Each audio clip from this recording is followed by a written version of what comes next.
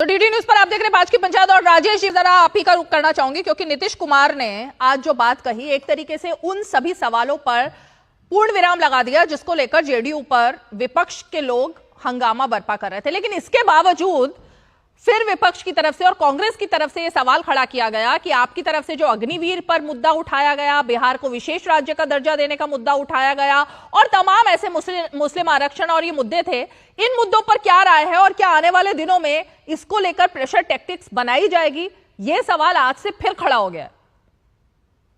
रीमा जी, विपक्ष के पास कोई अब मुद्दा नहीं है। जिस तरह से ये लोग हताश और निराश जिस तरह से कहता था लोग कि हमारा जो है 295 आएगा और उसके बाद इन लोगों का क्या स्थिति हुआ तो कोई बात नहीं है। आप कांग्रेस को इतना सब कुछ किए, उसके बाद भी जो है 3 डिजिट में नहीं पहुंच पाए, तो इन लोगों के पास कोई मुद्दा नहीं है। अब इन लोगों को ये नहीं है कि उद्धव ठाकरे गुट जो है, अगर उद्धव ठाकरे कहते हैं कि सावरकर जो है देशभक्त थे, ये पता है समाजवादी पार्टी के जो लंबा प्रवक्ता दे रहे थे या आप कांग्रेस के प्रवक्ता बोल रहे थे, क्या उद्धव ठाकरे सावरकर को ये देशभक्त मानते हैं?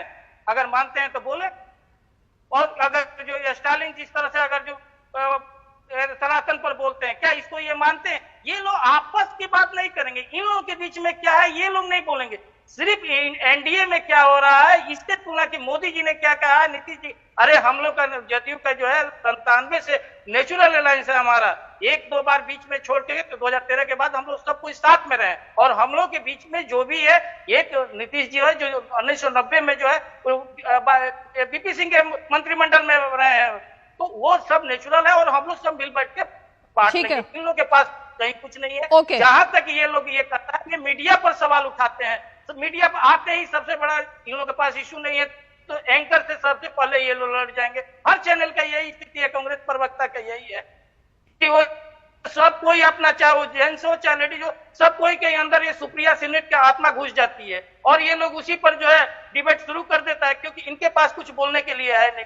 और ये बोल करके अपना जो है जितना भी है समय है वो भी नहीं, ये आपको नहीं पता राहुल गांधी जी क्या राजेश जी, ये एक रणनीति के तहत है कांग्रेस पार्टी का कि मुद्दा जो हो उससे डाइवर्ट करने के लिए पहले ही एंकर को सवालों के घेरे में खड़ा कर दो, रिपोर्टर को सवालों के घेरे में खड़ा कर दो ताकि वो सवाल ना पूछ पाए। लेकिन हम तो सवाल पूछेंगे और हम रोज कांग्रेस को अपने शो में बुलाएंगे भी, भले ही वो हमें कोसता रहे, लेकिन हम बुलाएंगे और सवाल पूछेंगे जैसे हम आज कर रहे हैं। ओके दीपक झा जी, लोकतंत्र का देन है, ठीक है। चलते ही आज जो है कांग्रेस के प्रवक्ता गृह मंत्री और देश के प्रधानमंत्री को दलाल कहते थे और कह रहे हैं अभी और चैनल नेशनल चैनल पर बोल रहे हैं दलाल कर रहे हैं। उसके बाद भी इन लोगों को शर्म नहीं आता है कि इस तरह का भाषा इस्तेमाल करें। और ये कांग्रेस समाजवादी पार्टी के प्रवक्ता कह रहे हैं कि माफी मांगे, कैसा भाषा ये इस्तेमाल कर रहे हैं लोग।